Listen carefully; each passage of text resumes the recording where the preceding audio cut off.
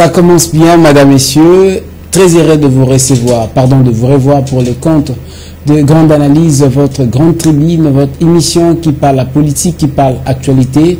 Comme on a encore une fois le réel plaisir aujourd'hui de parler politique, de parler actualité qui fait rage. Toutefois, nos bonnes années et meilleurs vœux pour l'année qui va débuter 2023. Mais bien sûr, comme nous avons toujours l'habitude de le dire, aujourd'hui au menu, plusieurs choses à parler. Plusieurs. La repositionnement du M23. On se pose des questions, quid sur l'enrôlement et j'en passe. Plusieurs questions au débat, mais aussi la levée de l'embargo pour l'achat d'armes pour la République démocratique du Congo. On en parle aujourd'hui avec Kamana Mbouyi Claude, qui est président d'une association qui s'intitule Association des Congolais de main blanche. Je ne sais pas si j'ai bien prononcé. Bonjour. Association des Congolais de main blanche. Association des Congolais de main blanche. ASMB. Bonjour, monsieur Mbouyi. Bonjour, monsieur Elvis. Ne vous inquiétez pas, soyez beaucoup plus à l'aise parce que vous allez vous adresser à la population, mais moi j'aurais préféré à ce que nous soyons beaucoup plus explicites en Lingala. Boni, Bino. Tout ça bien, on a profité pour souhaiter joyeux Noël. Merci. Bonne année 2023 en prétendante. Pareillement, on a pu nous merveilleux pour l'année 2023. En tout cas, on a sepelé mingi na invitation na yo, ndo moni na ye awa pour tolobela oyezali amboka. Déjà d'entrée de jeu, on dit que Tozo Poussana vers l'élection, mais Sengaki d'abord Tobanda. Naba enrôlement d'Enge Seni à Sengaki Biso pour Ndenge Salamaka déjà d'habitude. Bah sentiment non ezanini par rapport à yaba enrôlement, est-ce que Yomoko peut déjà s'enrôler, ce que ko s'enrôler, Ozoko peut ça déjà makanisina na base nini pour na ko s'enrôler puis tribune ya sensibilisation pour na taliban enrôlement. Moi namboka Elvis makambo ya enrôlement eza kitoko makasi kitoko ndenge s'enrouler vraiment eza devant na biso ba congolais il fallait tout s'enrouler mais lolenge ba pesele ngo ezalaki mieux mais na kati nango eza mwa ba complication makasi pesa biso na makanti complication ngo uti wapi konto pona oloko la congolais moimbo ko zali ko constater ni ezali ko salama déjà na ba enrôlement parce que ça début ya ba opération élection. En tant que leader d'opinion nazali ko fongola o ezali ko lekana vraiment na zela ya ba opinion tozali ko zana bango peuple congolais bazali ko salamante bisika mususu tozo ebate po nini bato bazote mana ba porte nezi ba policier nezi banen bazali ko komiko senga bato bakanyaka ba 1000 francs ba 2000 francs ba ko tisa bango de deux applications au batinel biso ya pré-rap na kati ya téléphone to landango ezana mwa ba condition moko kuna ceux qui osent vraiment sur la à la loupe au coquille ko s'enrouler na kati ya téléphone po ezana bisika mususu il fallait ozana acte de naissance. Ce n'est pas tout le monde au bazana acte de naissance vraiment moto mususu kozala botama na bandundu ya sekuna ceux qui aillent à Nakishasa à se retrouver na Kinshasa à s'enrouler na Kinshasa mais bisika boaka acte de naissance azo yebangoti siko bobakeli na kati ya téléphone bo sengi fati numéro ya acte de naissance numéro ya autorité de l'état civil nous sommes à côté à le lengeni application la vidéo monité que eza quand même malade parce que sengeli pe ba benga une opération d'identification et d'enrôlement mais il fallait d'abord peuple tout citoyen ça la identifier avant à s'enrôler.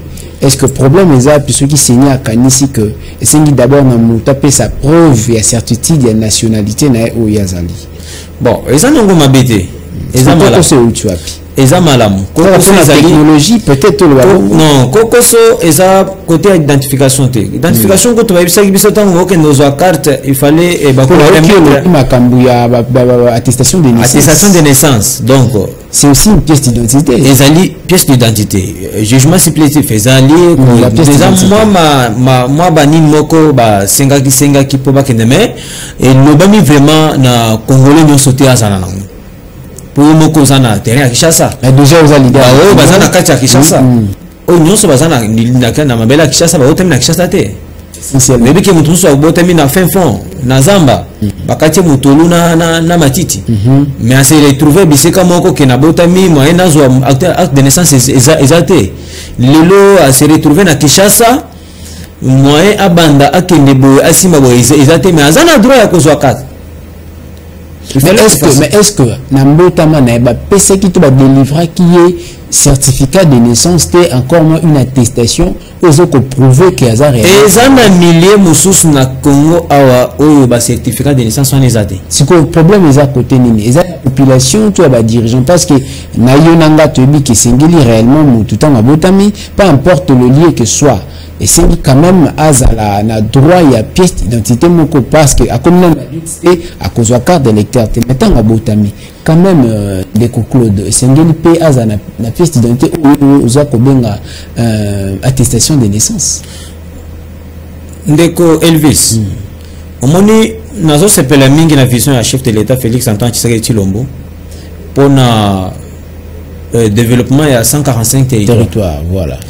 On a ba territoire na biso nyonso omoni soki muntu akei ba laksi biso kaka ba image ya ba centre ya ba territoire hein mais na fin fond il faut l'état na biso a déployer ba mesure ya kokomisa makambo nyonso wana na fin fond po ezana ba hôpital mususu na ba centre o bazali kobotisa bato ba bisika mususu tozolo ba bien makambo nyonso na ezate muntu akoli peut-être à cause de la carte d'élève mais quand tata mususu alonga kuna mususu atanga te po za na milliers mususu na Congo de tolo ba awa école hein ba construire école ba ezate entre autres na village natal chef de l'état ba uti kotonga école siko uti tala ba école moko ezalaki kuna ezalaki bizarre bana bazotanga na ba école moko ba tonga na Mandalara bazo vanda bazo na moya biteni ya banzete ko vanda na milieu lokola wana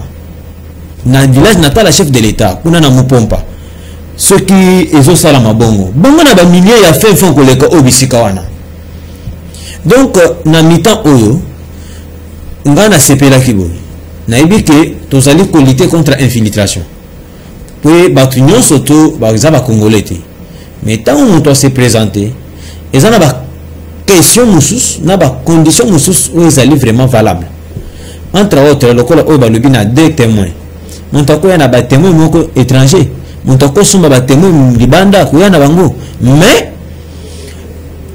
habitant d'origine il a isika aibana baka mon to aza congolais atteint na physionomie que pesa makansi na seni côté beti ya ba témoin na makansi ngiki kozala nini bon pona nga congolais nyonso oya yebi plus ou moins deux langues nationales plus ou moins deux langues nationales oya zana ba traité que azolo ba langue wana ya kotengama aza éligible oui il faut aller ka sinon te ba okata ni beli mais ndeti ngamo bona loba soki ba langue nationale lekimi ça tout mais ozolo ba déjà lingala hein mais est-ce que biki ba français msuna ba chinois msuna ba lingala pe ko leka non lingala na ezana ba tonalité vraiment ils ont la tonalité au moni ce qui un équatorien azolo balingala okoyoba moyoka mwa tomoko un ressortissant du Kasai ce qui a le balingala okoyoka mwa tomoko un tétela donc ezo kanake muntu ana aza congolais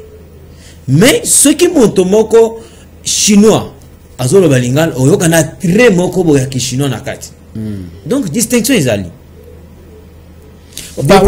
Parlons merci parce que on a comprendre que le ce détail est tellement important et pertinent. Oui. Parlons quand même na délai, na délimitation et enrôlement. Est-ce que vous avez certains peu sûr que enrôlement n'engezo kokindi et qu'on respecter réellement calendrier SNI? Bon.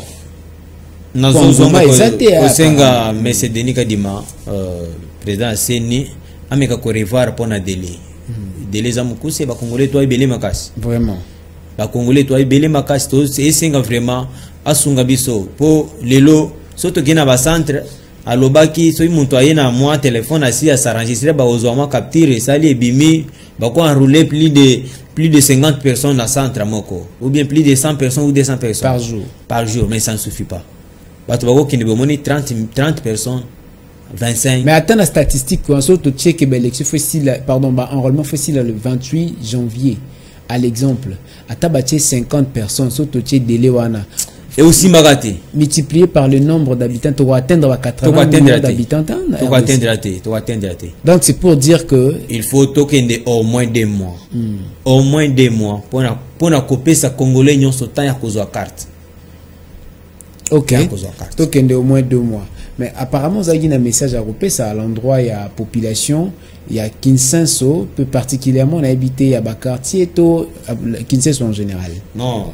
Ngai nazali mwana banga moyo mwana Kinsenso en général. On va en arriver. Tu repères ça au tribune expression où vous adressez à la population. Il y a ici. Mais avant peut-être que tu komawana, j'aimerais m'adresser à la régie de façon que va permettre surtout image mon que bon tozongilao pour essentiellement aller Mouya, si on peut avoir les images. Galor Mouya.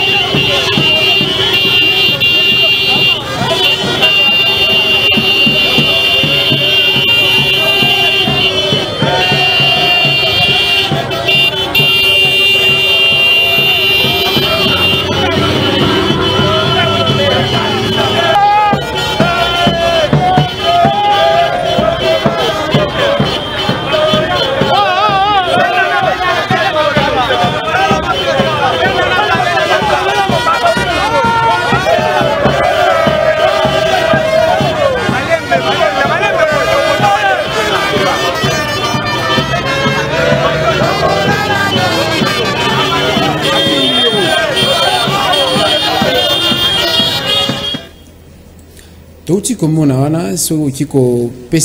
encore plus de précision. Ezala qui va appuyer, qu'est-ce qu'il y a eu? Ezala non nini bisabiso. Non, ezala qui a des zones na plateforme nanga mobimba to kendaki ko sadire na parti politique Autre Vision du Congo. Il y a ndeko ministre de l'hydrocarbure Didier Boudi Mutumba. Ezalakinga na baikanyonso bazalakananga tokendaka une forte mobilisation derrière yo. Est-ce que oyebana déjà ka combat parti politique mususu to eza accompagnement oyo ezalaki réservé pa inayo na bana ya banga moyo? Bon, na koloba ba unyonso zomona bazali ba toyo ba sadera na initiative nanga. C'est quoi l'initiative nanga ezali vraiment très basé par l'antitribalisme, d'aider, très basé par l'entraide et le travail. C'est ça notre devise. Biso ba Congolais de main blanche. Ceux qui va bien biso ba Congolais de main blanche, tous ba Congolais oyo to tambola na to simbate, to ibate, to bomate, to sale lokote. Maboko na biso ezali pembe. Na kati ya association des Congolais de main blanche, tous na ba structure mosusu ezana kati. Oyo tozali encadré. Vision oyo est bandit depuis 2011. En 2011, pour sanity 2018 de l'autre en 2023. Parlant de Congolais de main blanche, est-ce que les canisiens au PCK en Okapo continuent la politique to ozali ko kende maleme pour préparer la base na yo pour na retia makona politique? Non, nazalaki déjà na ambition politique. Naza mwana ya IDPS. C'est que comme main sale. Naza main blanche, mi IDPS non comme un saleté. À l'avenir. Ah non. Donc nani akoyiko liana maboko a salité. Ko nani ozoko qualifier réellement baza main sale et ben misusu baza main blanche. Et bisa au moni ceux qui to lobi main sale Mzama boko isimba makila po ekota na boko. Comme par exemple ba parti ebele na Congo. Toko tangue belé makasi ba boma to tanga tolongo la ba PPRD ba MLC ba zebele ba parti ebele boma avant ekota na boko.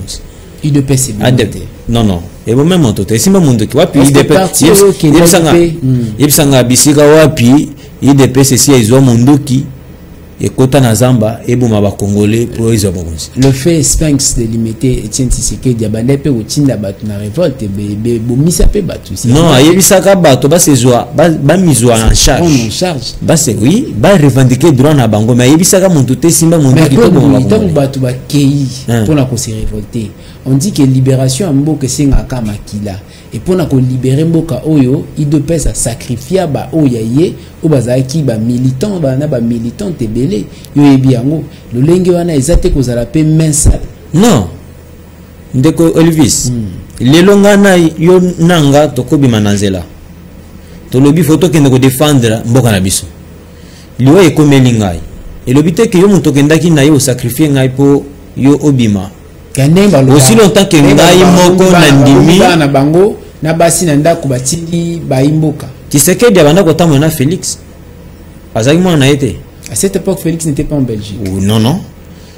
So l'andi bien makasi partout Tshisekedi abanda kotambola Félix azaki mopanzi. Parlons de l'AVC. Merci beaucoup. Oui. On parle de l'AVC.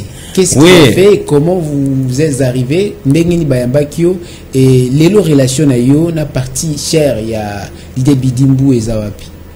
Bon, en fait, AVC zali parti moko na talaki na ambition na monique non vision na biso na vision na bango ezali kozala ndenge moko. Et convaincant qui premièrement? Et lo que convaincant ngai premièrement ezali musala o na moni ndeko de Budimbu a travaillé vraiment dans le ministère et tout chaque ngai lobi non avec ba carburant, pénurie à carburant, quand ici en côté au pessibiso le raison qu'on est convaincu na travail à ministère. Non. Je pense que depuis ba ministère ezalaka hydrocarbures yonanga tutikala ko yebate que Congo ezalaka ta na bloc pétrolier moko.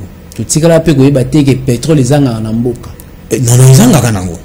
Mais tutikala pétrole izanga ka tozwaka ba crise pétrole mataka e bandika kana mbula oyo to na manda oite mais koyeba bloc pétrolier na bloc casé kaka ponanga ezaka tango Budimbu azwi bokonza tango Budimbu comme ministre nde eloko e frappé ngalo non aza mwana mboka lokola azali na ba découverte moko oyo ezali ko frapper azali kotambo na intérêt omoni biso politique tokona ngo na Etienne Tshisekedi za politique de main gauche ezali politique moko ezali commettre l'intérêt de la population au centre ce que ozo sali la intérêt ya population o kozana na politique moko o ezali acceptable partout kasi Tshisekedi sous Kabuya ba futija yi position ya Kabonde yepa lobaya ka parti de gauche.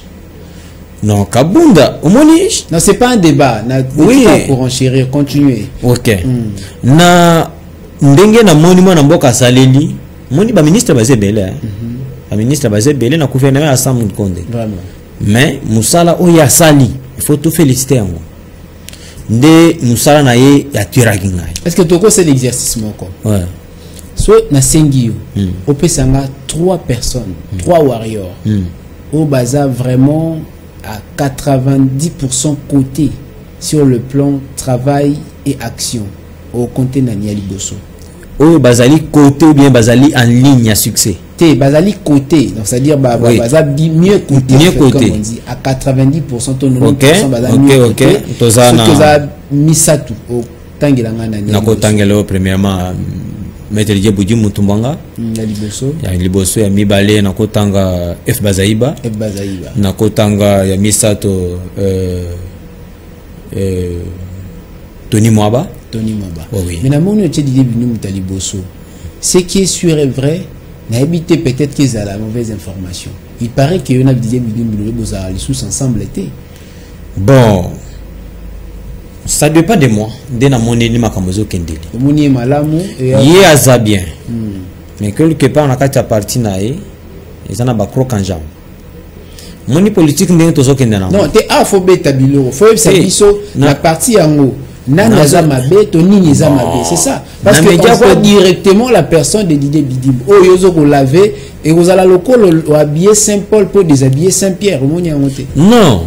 Nazolo ba bien que yé vision na iza kitoko azali ko salona bana musala na yazo travail kitoko ndenge mo pese ke parti ba tebele ba ka usadere pa na kitoko ndenga ipe na kendaka kusadere kitoko Maintenant on a continué na kati na retrouvé que ils ont ba collaborateur na ye net lelo ozo bien que mon konzamboka za bien mais il y a quelques collaborateurs na ye bazali ko freiner pouvoir bokonzi mpe mandat. OK. Donc yepe na ko ba collaborateur na ye bazali en tête ya parti bazali ko freiner ba ambition ya ba allié na ye moni allié soki tozo benga allié monto ye ko s'allier azalo ko la partenaire to sali partenariat izani yo zana likambo ngana ye ngana zana likambo yo sanini yo yi mais soki tozali ko travailler vraiment na boyoka ni bien te moko kotika moninga kotika moninga.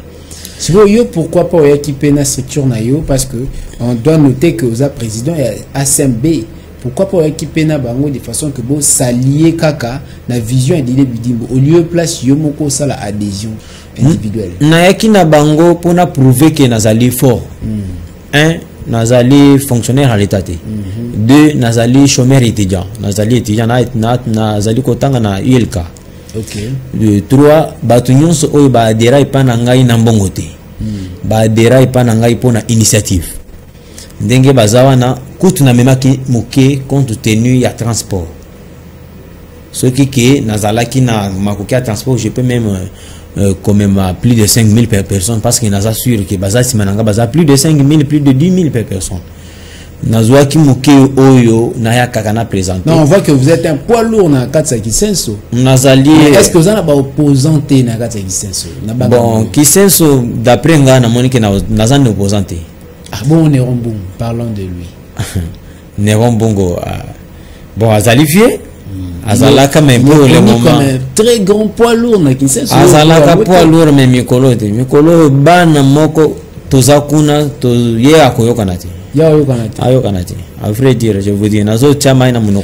revenir avec cette histoire, mais tout bêtement le solo à M23.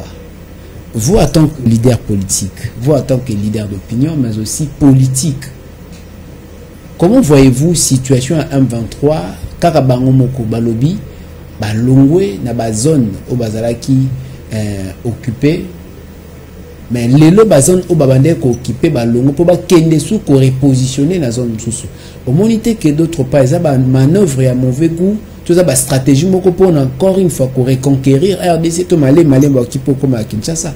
Et qu'est-ce qu'il faut pour l'État congolais de manière préventive pour organiser politique moko ko dit ko permettre ya ko réprimer ba attaque des autres bon ça mai pas à M23. Deko Elvis Mwana mboka omoni makambo oyo tozali ko vivre na mabele na biso ya Congo ezali très important pona nini po éveiller congolais nyonso lelo lobby yo koki ko se retrouver quelque part aux diriger une portion des terres ya Congo il faut ko fongola miso ndeko Elvis makambo ezo salama na est ezo senga l'état na biso fongola miso pona nini makambo nyonso ya levé ya sanction déplacement ya M23 nyonso wana ezoloba nini moyibi ata soki alobi na yo na bimi na ndako na yo fo keba po kobima na ye akobima pamba te bazali kokosa gouvernement congolais ke biso moko tondimi tozobima elobi te ke soki balobi bongo il fallait gouvernement congolais batikela bango nzela bobima kaka non moyibe mimimelaka ye moko te fo kosukisa ye na bambata na mabanga azokima azozoka kobima na ye feza na mwa badeka mais soki botiki moyibi ke fache ça la diplomatie agissante parce que la diplomatie wana mwana mboko zo soutenir ba mabanga lisusu donc yo po contre-attaque non fache asali musana na diplomatie diplomatie est reçue nango. Mais sur le terrain, il faut que l'armée encadre bato oana bo balobi ke tozo bimawana. Babi mabasa na bato bazo tindika bango babi. Donc loko uti ko bezaki anecdote. Oui, parce que moi j'aurais cru que la nengo ape armée sengi encore une fois ba foutre bango dehors ya ko betaka minduki to ko luka combat encore une fois de façon ba like ça bango kasi ya FRDC. Papa, yebisanga lianze koti na liona lokol. Oyoki lianze lobi na ko mobim. ce que pasoli le corona yote lianze ko mimela ngomoko mituneza yangai na sio ngomoko ndoza M23 aza lokola lianze kotaki na kati ya RDC bisika bavandaki nyonso wana bavandaki na profit. OK, ce qui balingi lelo ko bima na mabele ya Congo, il faut tout ça l'effort pour babi malgré ba accord basi basali accord et yokani mais se prononcer que tozo bima, il faut qu'on encadre moyibi ke abima bimate. Premièrement pesa ki message que bazolo bana biso to bima to kende wapi ndeko wili goma loba kyango alobi bazolo ba biso to ba congolais balobi na biso to bima lelo to kende wapi siko ba yeko ndima ke tozo bima balinga ba kende wapi. Faut que ça na bokebi place wana. Le général Sylvain Ekenge, porte-parole et gouverneur militaire, a lobby que makambu oyo ba M23 bazali ko sala to basalaki ezalaki kaka lolenge a ko distraire opinion. Est-ce que selon yo vous a convaincu sérieusement que diplomatie a fachi simbi ndingo tukoloba? Ponanga diplomatie a fachi simbi à 100%. Oh. Oui. Mais rien ne fait jusque-là. Non. Et Simbi à 100%. A Keïté, Rwanda a respecté l'accord qui prise ni na Nairobi, encore moins na Rwanda. Jusqu'à présent, force régionale, Zaka Kawana, pour na Ruluka Kouebanimba Rosala, mais rien ne s'est fait. FRDC a sa victorieuté, malgré Tokoya na Yango, Likambuya embargo. Est-ce que vous avez vraiment convaincu sur les 6 points soulevés, car point moko et peu le baquet? Bilan a fati sur le plan diplomatique et sa réussite. Bilan et sa réussite. Ponani. Et sa réussite pour être bisika nyonso babanda ko soutenir M23 lelo bazolo bango officiellement que bazali susima na été. Bango moko ba prononcer yango bakangi bango te. Moni puissance locale par exemple États-Unis, France, Europe mobimba. Tango bazolo belango. Représentant ya Union européenne. Ah na Kishasa. Madame wana alobela kango. Maintenant ndeko Elvis. France, la grande puissance. Wazali ko konza Europe mobimba. Na mikolo oyo. France a bimisi na monoko nae pour na ba sanction oyo bazali ko. Est-ce que ça pour bobondeli France, bobondeli États-Unis? To bondeli France te, to bondeli France te. Au lieu place ya osa neti Mali et Salaki, neti bamboka mususu. Bino pe bola qui ça peut-être France et États-Unis bango moko ne baye ko fuka mai pa na biso po baye ba ki déjà batala ki déjà position oyo RDC zokende. Mais qu'est-ce qui prouve oyozomona clairement que France a se dédouané la responsabilité et États-Unis même? Pour le belango ouvertement. Sur le plan diplomatique, peut-être Ezakouba proposer yo oki koza na raison. Mais sur le plan pénal, France ouana ka bango bato liboso nde bazoko impliqué auteur ya crime wana baza ba congolais. Pourquoi ne pas aussi voir de l'autre côté du Rwanda et de M23? Parce que pour sanctionner bango pardon, au lieu place Romo na congolais ndaza impliqué dans le Kama. Au monté que d'une part, eza ba facette mo caché France azola kisa, mais à l'interne réellement eza vraiment un vrai un vrai appartenant à problème wana. Deko Elvis France ata soki azali ko. Vous parlez des deux États, oui. Oui. Nazolo ba pona France. États-Unis na France. Oui, États-Unis. Biso ba Congolais tozali mieux placé na makambo oyo tozali kolobela ya levé. Chef de l'État tango babenga kiye na banzi biso nyonso tokenda ko bondela tolobaki pardon ko kende te toyebi histoire ya Rwanda na Burundi. Chef de l'État a bengaki sécurité externe. Le binaye to ozalana yo. Azalaki prêt ya ko décider de part ya RDC na France pena États-Unis ko s'adhérer na ba puissance monsus pa ko engadrer biso to ko protéger ba intégrité territoriale na biso. Mais sur le plan de sécurité de Mozali Koloba, France va promettre le le 29 ou le 30. Ils ont des sanctions où ils ont déjà préparé pour prononcer en gros à l'écart il y a Rwanda. Et pourquoi il faut pas banana na RDC? Non, parce que autrefois awa Bitakwira a impliqué na ba agression soi-disant pardon na coopération na ba M23, je ne sais pas, j'en passe, il y a plusieurs personnes. Et avant ils allaient qui d'abord c'était le président de l'Assemblée nationale Mbosso a monté qui au créneau pour dénoncer ba député au ba ebi qui va impliqué na ba faire là c'est des douaniers.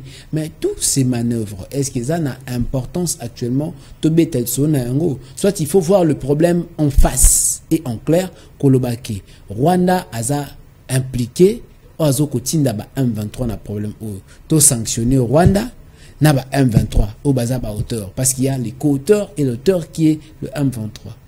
Au lieu peut-être que na ba koka jamozo monte que c'est une distraction. Non. Et pas na biso tolo bango ezali moi pour M23 pas mécène na ya, y a pas qu'il y a une stratégie na une distraction et pas distraire bino. Abi peut-être na longo na est nzo ake na ouest. Oyo ba uti na koloba lokola ba sanction o ba pesi ba congolais ezali moi ba intimidation pour na ngatika na loba bongo. Ainsi qu'on par là, on comprend que par France, là, ce n'est pas Rwanda où il y a bandaki kotinda ba nani M23. Wazaki sima M23. Rwanda y a même à se dénoncer à lobby, non, c'est la communauté internationale. Et ça même France, na États-Unis, ba bandaki ko profiter pyroglore matière première nabiso. Si maya M23 pour les aliments matière moko tu cher que bakolta na bamsusu na nyoso wana bakokaki jamais ko bandana oyo bango bazali ko zala na bango tamba moni que non ce qui to perdre RDC to zanga bisika ko kotelata na M23 ko zoni ndo moni basali mwa contour bazongi bayesima RDC bitumba ebandaka mbangu mais esilaka mbangu te ndenge balobi ba sanction mokili mobimba balobi liango balobi retrait balobi nyonso dans kata koloba to loba te ke kaka lelo nde balobi wana M23 bakanga nyonso bakobima non bazana ba intérêt na makamba banda koluka bazokende molo mais tozali ko interpeller nde na armée na biso bazala vigilant soki ezana moyen ya kotinda basoda bazala ebele na babisika bango bazali. Tango bazolo baketolunga balunga 1 mètre bango ba occuper 1 mètre wana. Balunga 5 mètres bango ba occuper 5 mètres wana. Po ba pesa bango lisusu place ya kozonga na simate to ya kovanda bisika moko songolo. Bakena bango tina limite babimi bango batie barrière. Nde bakenda na moyibi. Moyibi bazalaka teke moyibi opesi moyibi se fongola porte ye moko fongola porte aka akobima na fongola na akangelo lisusu libanda. En parlant d'un embargo. Et vous pensez réellement que politique Fati est une réussite?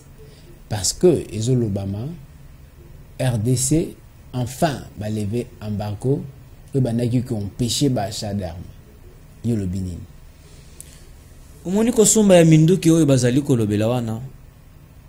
Na bansi dernièrement na lobela kango na lobaki ndeko. Dans minduki nyonso bozo ko luka ko somba. Pona bundara na groupuscule M23. Na lobaki na zo lobayo na yoki toza lokola njoko na puku. Siko puku azana bato babandaki kozala sima na ye ba grande puissance o baleki biso. Mais to beti puku so ciblé témoin te salaka ba aza lokola za sima na ye na bato bazali ko pesa makasi ba grande puissance nyonso ya mokili mobimba bazalaki sima na ye babandaki ko seconde ye epesaki biso vraiment déstabilisation po to bakanga biso maboko babesi mwana moke mitindo abeta yo mata ozana moya ko beta mwana wana te po maboko eza kokanga mais lelo lokola ba longoli déjà makambongo bapesi accès na biso to somba mindoki soki gouvernement congolais basali to sali 5 à 6 mois to moni mindoki ya sekate ba renforcer makambo nyonso te wana mabeko zala na gouvernement. Mais pour le moment, diplomatie est en réussite à 100%. Pour basi babimisi déjà. C'est en nous maintenant, ceux qui sont en bon côté. Mais, mbala oyo Congo, tous en bongo. Tous en bongo, ministre ya finance azo le belango, et nani, ECOFIN ya assemblée nationale, bazo le belango. Donc, lokola tozana mbongo bien abiso ezali okomata makambo nyonso ezali kotambola bien batia mbongo na armée basomba minduki ya makasi bapusa munguna akindi tocha limite po nazongela aona ya koyebisa yo diplomatie et réussir to réussir te triumvirat Fayulu va se constituer triumvirat Mukwege Matata Pogno na Martin Fayulu de façon que Babeta Lissolo a recomposition à Séni. Qu'est-ce que vous en dites? Mais d'autre part, Fayulu a du carte. Donc Elvis, n'est-ce que okomi malam. Okomi malam poani. Polani. Omoni ata basala ka coalition ndenge naza boye naza na parti te po na se retirer na AVC. Nazali nanu. Siko se prononcer. Nazali. Na se retirer na AVC. Je dis bien na se retirer ngai na plateforme na se retirer na AVC. Au moins formation complète. Ndenge nazali kokende nakoki jamais kosala coalition na Fayulu parce que mais c'est Fayulu azaneti ayebi politique. Non, on ne parle pas de Fayulu, on parle du triumvirat. Nazoloba. Recomposition à Séni. Bande konyonso soko lingo kundama lelo na politique ya RDC kendesi ma Martin Fayulu. Martin Fayulu asangisi bande ko na sololi na bango bien. To sala lit ba requalifier. S'il vous plaît, Claude Mbouyi, on ne parle pas de Fayulu. Voilà, recomposition à Séni. Lisanga bango ezalaki na biti mibali. Ezalaki na biti mibali. Biti mibali ezalaki que Séni basala ngoma na muté. Ezabongo te. Nani cour constitutionnelle eza déjà na infiltration bako sala moi ba mafia pour babimisa Félix. Dites na cela il faut pas revoir makambo nyonso eza bongo na nyonso bango bazolo bawana to sololi ba signer mikanda na ba ndeko un jour après Fayulu décide de s'enrouler na Séni ya mabe wana bako requalifier bako bandeli sous nani Séni nini oya s'enrouler déjà abengi na population ba ko s'enrouler c'est faire aveugler baninga c'est faire à régler, plutôt aveugler Baninga. Je pense que c'est par cette note de chuter na émission Abissa Bokoelo. Vous avez un message, Nassir Banabanga Moyo. Présentement, baza tellement rassemblé, bazo otala moko leader na bango o se présenter na maponime 2023. Malubana ko kikoza nini Claude Kambanda Mbouyi. Nazali na moke na koyebisa.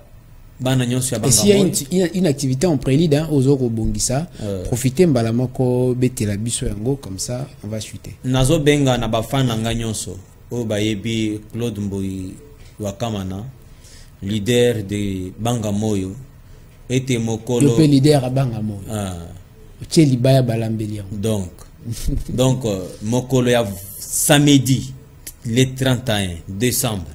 Eza mokolo oyo ngai moko na kokende ko sanrule nako zala na ba mama bilenge ba papa na zela po bakende ko tikanga na sanrule nako sanrule lokola mwana mokete me nako sanrule mokimo bimbe mona ke naza leader d'opinion nazo yebisa na bande ko nyonso ba fan nyonso ya asembe ngonge beti ya ko sanrule bako sayote kende ko sanrule ozwa carte na yo po o voter o yayo oyo azana yo tongo pokwa midi oyo bozali ko souffrir na ye mwana mboka Claude Mbouyi Wakamana oyo bozala kazalaka na ye. Malgré message et élection ils ont interdit quand même s'enrôler KI et bah comprendre qu'il faut essentiellement s'enrôler.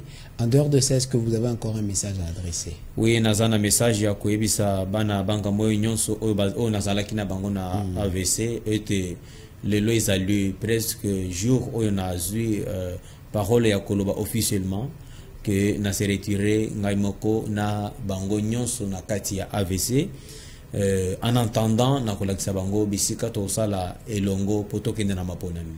En attendant, pour une nouvelle figure, pour une nouvelle formation politique, Kamanda Mbouyi Claude a parlé. C'est bien sûr, il a aussi fait appel à tous les habitants de Bangamoyo Kinsenso, comme on l'appelle, de venir s'enrôler directement par le trichement aussi de cette activité qui va organiser ce samedi pour l'enrôlement et l'identification qui s'organise sur toute l'étendue du territoire national. Madame et messieurs, vous nous avez suivis.